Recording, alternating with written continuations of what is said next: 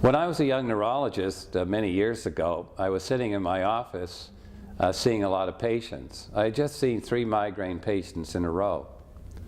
I said to myself, if there was one disorder that I would like to study, it would be migraine. Why was I interested? Because migraine taught me how the brain worked.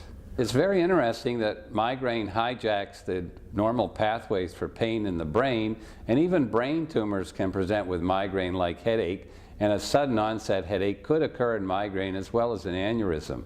I think what we're trying to do is to get doctors to understand a lot more about headache diagnosis so that they can apply this on a daily basis. It's important to listen to the patients. It's important to let them tell their story.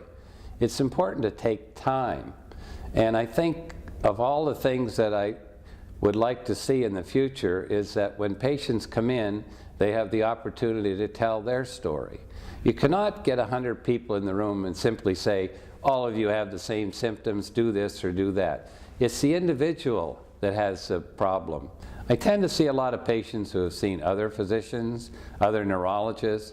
A lot of them are complicated, difficult cases because they've been tried on many medications, numerous tests have been done, but they still require a lot of time to sit down and try to sort through things and determine what's best to treat them. Migraine is a valid neurobiological disorder, affects a lot of people. I think it's 36 million Americans. Migraine is more than just a headache. It's a neurological disorder. It has underpinnings in neurology that go back hundreds of years to the times of the Egyptians. And it's a disorder that fascinates neurologists. The best way that we could help migraine patients would be to translate this kind of knowledge so that doctors who are taking care of patients, primary care doctors, nurse practitioners, physician assistants, and neurologists who predominantly don't see migraine or related disorders on a regular basis would have this kind of knowledge that they could use on a daily basis to help their patient. So it was important to develop educational programs. We did so in the American Headache Society over numerous years, and I think this has translated into doctors being more interested in headache, being more interested in trying to help patients, and importantly, I think it's helped patients do a lot better. It's a very common occurrence for a patient to come in and say, I have a headache. And I say, what kind of headache? Well, I have a migraine headache. And I say, what's it like? They say, well, it's on one side or another. It throbs. I get nausea. I vomit. I don't like the lights or the sounds. I don't like moving around when I have a headache. I want to go to a dark, quiet room. Further, sometimes before the headaches, I get zigzag lines or blurriness on one side of my vision. And as part of the interview, near the end, I say, what do you think is your problem? And the patients frequently say, I don't know.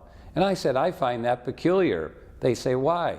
Well, you just told me you had migraine, you went over all the characteristics, and now you're saying to me, I don't know. And actually, when you parse this out, it's not that they can't accept they have migraine. What they don't know is what's causing it. Ultimately, we'd like to see migraine patients know almost as much as their doctors, and frequently they do. They're looking things up on the internet. They direct it to certain websites. I personally direct them to the website of the American Headache Society, or now the new website for the American Migraine Foundation, which contains wonderful material for healthcare professionals, doctors, and for patients. And the more they learn, the better they can deal with the disorder.